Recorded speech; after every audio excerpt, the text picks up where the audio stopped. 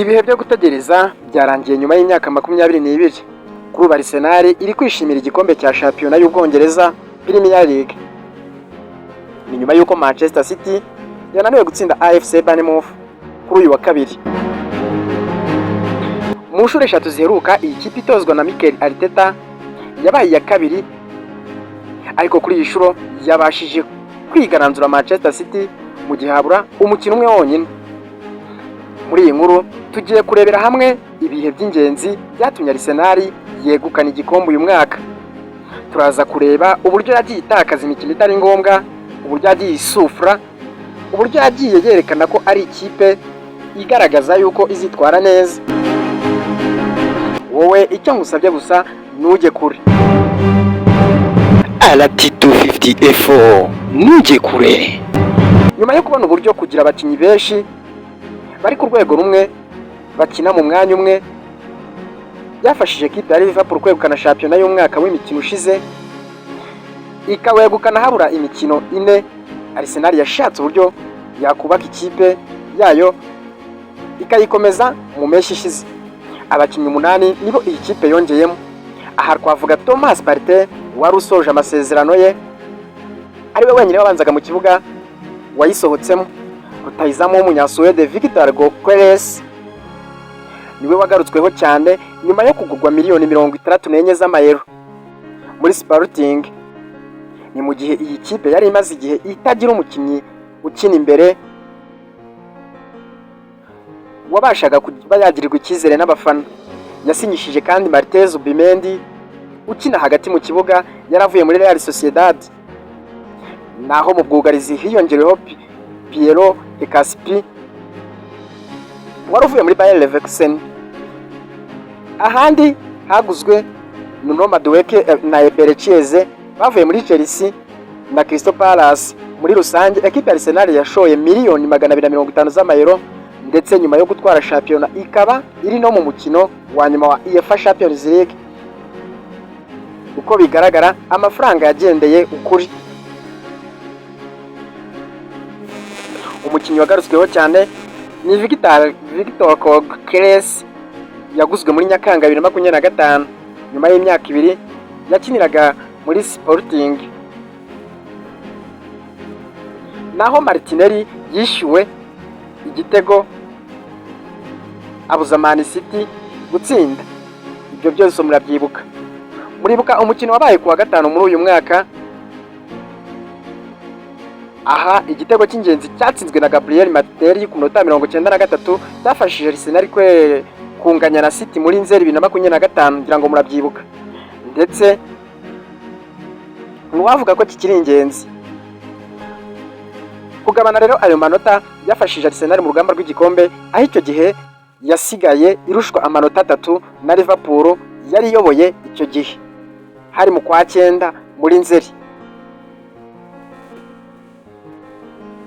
Ikindi gihe abafana ba Arsenal batazibagirwa ni igitego cy'itsinzi cya Gabriel Martinelli imbere ya Newcastle United. Hari mu cyumweru cyakurikiyeho Arsenal yongeye kwishimira igitego cyo mu minota y'inyongera. Ni umukino wabereye kuri St James Park. Ubundi imikino kuri St James Park yakunze guhira ikipe ya Arteta mu mwaka uheruka, aho yari yaratsinzwe imikino 3 yose ndetse nta gitego yayibonyemo. Ariko ubwo Nick Wolmert yari yafunguye amazamu mu gice cya mbere, Mikel Merino yacishiye ku minota 44 mbere yuko Gabriel atsinda igitego cyaturutse kuri corner mu minota 96 w'inyongera.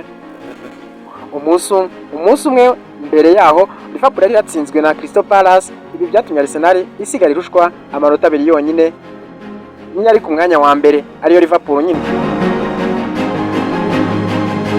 Icyo gitego rero cyabaye cy'ingenzi, igitego Gabriel Martinelli yatsinze ku minota 96 akagitsinda Newcastle, dore ko St James Park batakundaga kuhatsindira. Icyo gitego cyabaye cy'ingenzi cyatumye Arsenal ikuramo amanota yose, asigaramo amanota 2 hagati yayo na ekipe ya Liverpool. Ikindi abafana ba Arsenal batazibagirwa ni ibitego 3 bya Eze kuri Tottenham byatumye Arsenal yanikira andi makipe. Noneho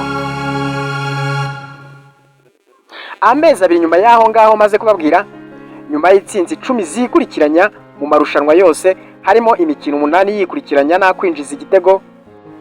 kwinjizwa igitego, Arsenal yari ku mwanya wa mbere ndetse idahagarikwa. Ariko kunganya ibitego 2 na Sunderland byahagaritse urugendo rwa Arsenal mu Gushyingo, igihe yari ifite amahirwe yo gusiga amanota 6. City yari yatsinzwe na Newcastle United ibitego 2-1. Tottenham yananiwe guhagarika Arsenal, yayitsinze ibitego 2 mu gice cya mbere, inayongera ibindi 2 mu gice cya kabiri. Byombi byatsinzwe na Eze, mu gihe Richarlison yatsinze igitego kimwe muri uyu mukino warangiye ari ibitego 4-1. Arsenal rero yasize City amanota 6 mu Gushyingo nyuma yo gutsinda Spurs ibitego 4-1 birimo 3 bya Eberechi Eze. Ibi nawo ni umukino ngira ngo abafana ba Arsenal batazibagirwa. Ikindi abafana batazibagirwa ni ugutakaza derby kwa City, ubwo Patrick Doku yatsindaga igitego cya kabiri ku mupira yatereye imbere ya Rico Lewis ukanyura kuri Gianluigi Donnarumma. Derby y'City yari irangiye icyo gihe rero. Byari bibi bitangiye kuri City yamaze imikino 4 yikurikiranya idatsinda mu ntangiriro za 2026. Kunganya na Sunderland, Chelsea na Brighton byatumye Man City irushwa amanota 6, hafi 7 na Arsenal. Man City rero yatsinzwe na Man U muri derby, bituma imara imikino 4 idatsinda muri Premier League mu ntangiriro za 2026. Ibi nabyo ntibazabyibagirwa.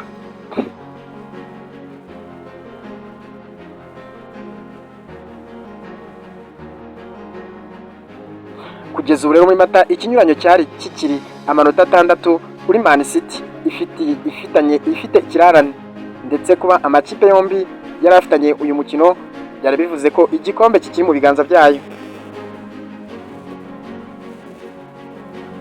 City niyo yegukanye itsinzi ya 2-1 ibikesha igitego cya Erling Haaland mu minota 20 igice cya kabiri.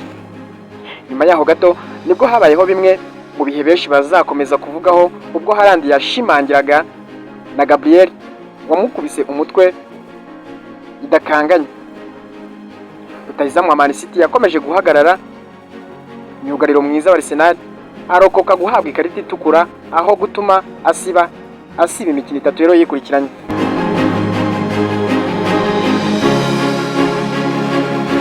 Gabriel yasimbutse ikarita itukura ubwo yakubitaga umutwe Haaland, ariko rutahizamu wa Man City akabyoroshya.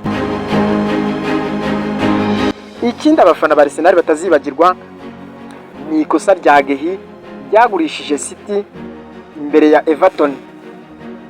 Gutsinda Burnley byatumye Man City ifata umwanya wa mbere hashingiwe ku bitego byinjiye.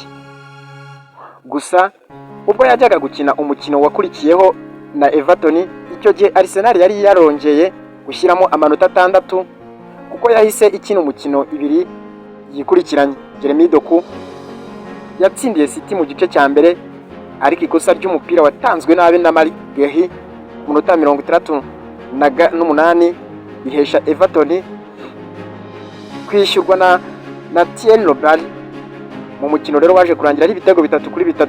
Ibyo byatumye City itakaza amanota 2 ndetse ishyira mu nyungu ikipe ya Arsenal.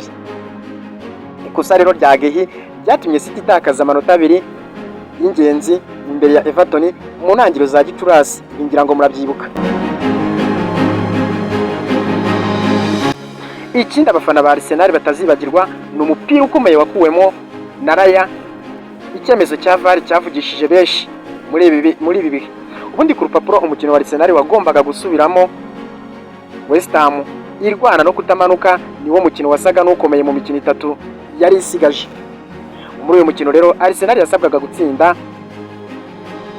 Ubwo bita Matheus Fernandes yafashe umupira akina na Pablo, asigarana n'umunyezamu David Raya mu rubuga rw'amahina, ariko umunya Espagne ashyiraho akaguru k'iburyo umupira uvamo mu gihe hari hasigaye iminota 10 yonyine gusa. Nyuma y'iminota 3 nibwo Leandro Trossard yatsinze igitego cyashyize imbere Arsenal mu gihe VAR yanze icyatsinzwe na Callum Wilson mu minota y'inyongera. Hagaragazwa ko umunyezamu wa Arsenal yabanje gukorerwa ikosa na Pablo wamufashe akaboko akamubuza gufata umupira. VAR rero yagaragaje ko Pablo yakoreye ikosa umunyezamu akamubuza gufata umupira amufashe ukuboko. Ibi nabyo ngira ngo abafana ba Arsenal ntibazabyibagirwa.